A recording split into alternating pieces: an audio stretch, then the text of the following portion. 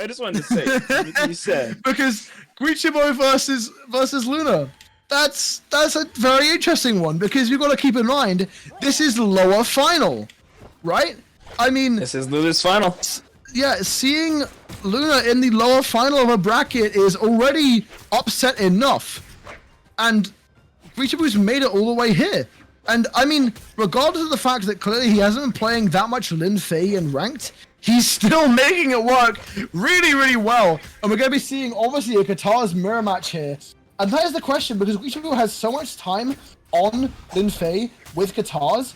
Has Luna played enough Lucian to be ready for it? And so far, not so much. Guichabou will find that first stock and sticking with the Qatar's for this damage build for the second stock. Yeah, I think the Guitar Mirror match is definitely going to go the way of Guichabou. I mean, Luna already has been struggling, unfortunately, with the heat in the room. But Guichabou's got that AC cranked up high just out of spite. They're freezing, but it's just out of spite right now. I mean, look at this damage lead for Guichabou. Luna's struggling to try to really find any bit of damage or even a kill confirm. But a beautiful down air there from Guichabou, trying to go off the side for a possible GC D-Light, but not going to find it. Luna finally touching once again. D-Light recovery will KO. We live in a universe where it's possible that Luna doesn't even make it into grands in this tourney. I mean, he's in the red on this second stock, and I don't want to call the shots too early, but Guichabou will now take the second stock with the recovery, and now he's a whole stock up over Luna, and weapon starving right here. Luna taking a second to pause, I think, prepare himself, but maybe he's not quite prepared enough. Qatar's in hand now, back to this mirror match. Finds the sidelight into the down air, won't find the dodge read. Guichabou still holding this damage lead. And Luna finding all these openings, but not finding the reads. Guichabou's quite finding, but the neutral sticker is huge. Blasters in hand now, that is the more KO efficient option for Luna. D-Light Sair won't do it, going all the way out to try and secure his own knockout. The second side air, and Guichabou is going to dodge out of the map there. He knows that he is going to be done. Won't be able to make it back to the stage, but still around 60-70 damage done by Guichabou onto Luna's final stock here. Luna may have this final stock buff, but he can't afford to get sloppy as Guichabou building this damage has Luna in the KO percentages of damage here. Good little punch there with that GC D-Light into ground pound. Luna just, as you were saying, Luna just has to start analyzing Guichabou, but unfortunately, Guichabou is like a virus and detected with that nice end sig there. I mean, the Qatar mirror match definitely went the way of Guichabou, and I don't know, the blasters just weren't working for Luna. I mean, maybe we'll see Caspian. I think Luna played Caspian, right? I might screw that up. I swear he played Caspian. It was the Diamond Head. It was the Diamond Head. The same kind of Diamond Head setup you saw by Godly, but I don't know. I mean, Gauntlets in current patch, in 1v1s especially, a lot of pro players see them as sort of like a mid-tier weapon that struggle a lot in certain matchups. And so... Zero unarmed damage for Luna, by the way. Yeah, he was diving into those weapon pickups, but... I mean, with how it's been going so far, it's possible that Guichabou takes us to a Guichabou Meg-D Grand Finals, which would be even more insanity for this already insane tournament so far. They had a half-an-hour set earlier. I want to go to bed tonight. I don't want to see that again. Honestly, you're right.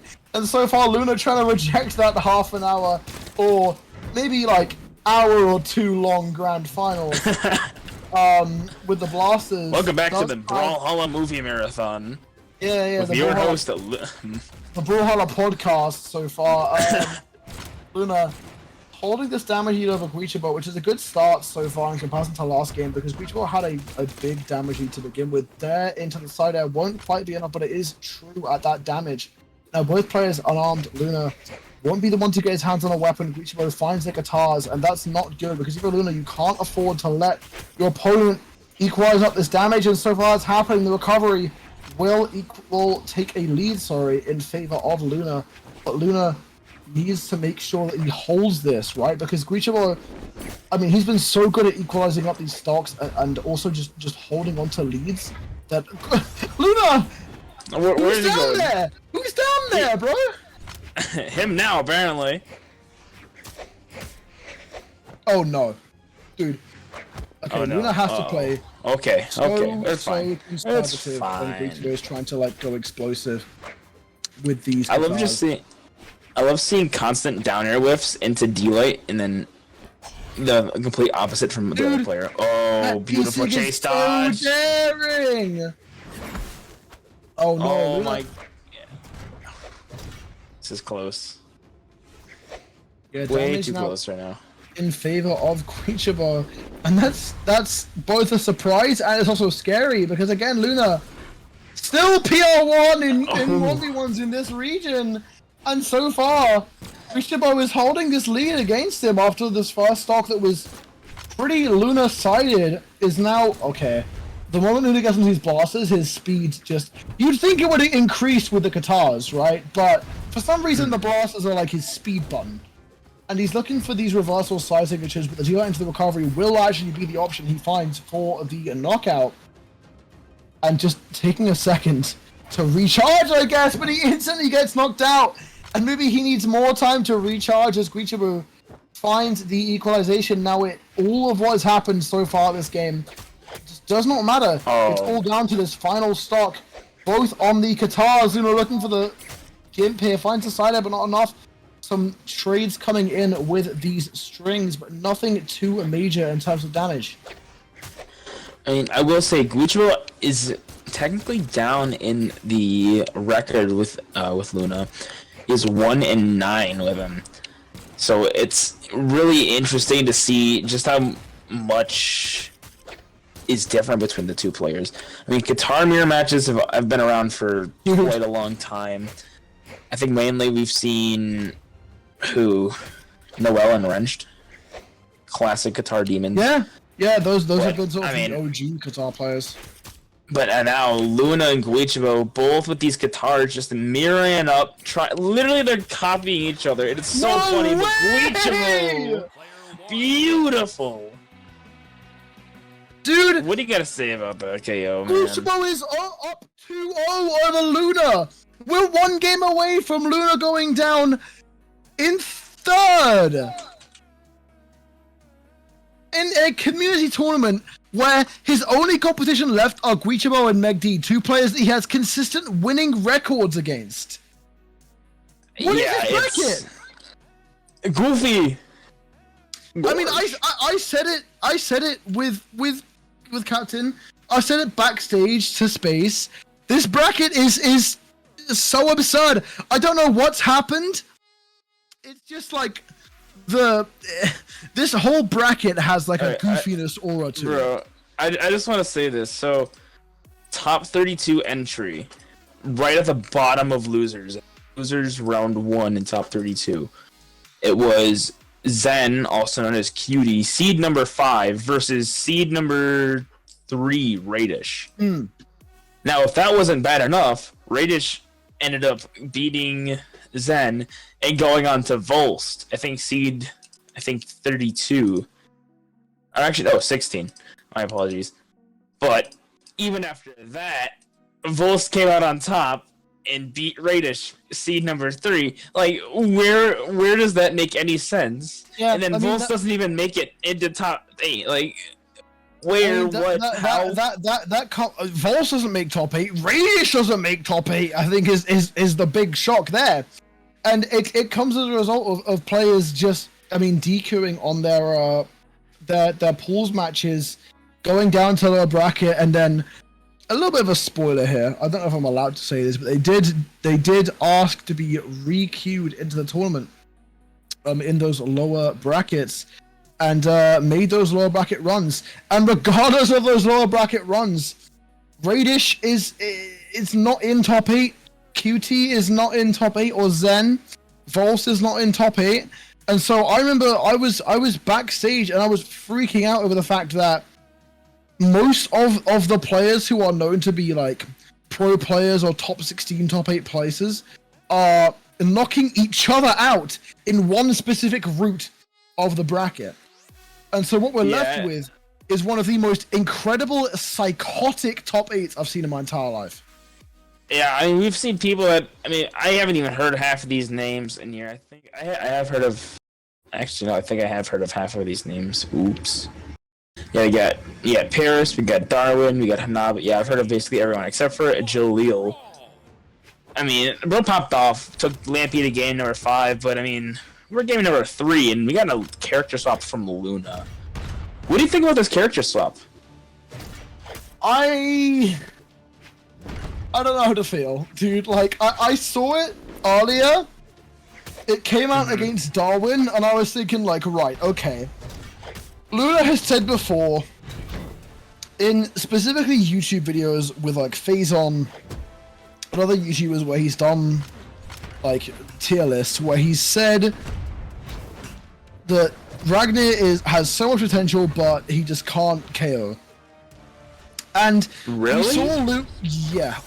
we saw Luna lock in the Ragnar against Darwin, and I thought, like, oh, that's a troll pick. That's like, oh, I know you're not at my level, so I'm gonna play Ragnar. And then he's down against Guichabou, and he picks Ragnar. That's not what I expected. I expected, like, a Mordex, maybe even a Terros. But the Ragnar, and especially the Axe into the Cannon and Katars matchup, was not what I expected. I mean, it's Luna, like, he definitely knows more than you and I do about the intricacies of this game, but from what I know, it doesn't make sense. The Slider will come through and Luna will manage to equalize up the stocks, the small bit of damage taken, but still, even with this character pick, Guichabou has taken this early lead. And like, if history repeats itself, so far Luna hasn't been able to come back from these, regardless of how much he gets done in between stock takes. And we're seeing that be consistent as Guichabou is still holding on to this damage lead. Yeah, I mean, Linfei's not even a dragon, he's still playing with fire. I mean... I mean, this dragon pick... That's for sure. I'm not a fan of this Ragnar pick. I mean, as you were saying, or as Luna had been saying, Ragnar just cannot kill, and I guess I could see that. But I mean, you get some solid signatures, you get some solid, weapons. But I mean, that cannon is pure gold, so it must hit like a truck. I mean, Linfei to attack. You'll see it, you'll laugh it off, and then you'll start crying after you've gotten 3 stocked again by this Linfei from Guichabou. We're just playing so solid, getting read after read with these Katars. I mean, it's just constant damage building. There's nothing wrong with how Guichabou is playing this cannon or the Katars, but Luna with a nice side heavy will get recovery KO, and now stocks are pretty much equal again. Yeah, I mean, I feel like Luna's the kind of player where it doesn't matter how much of a lead you take, he will always be able to at least keep it close.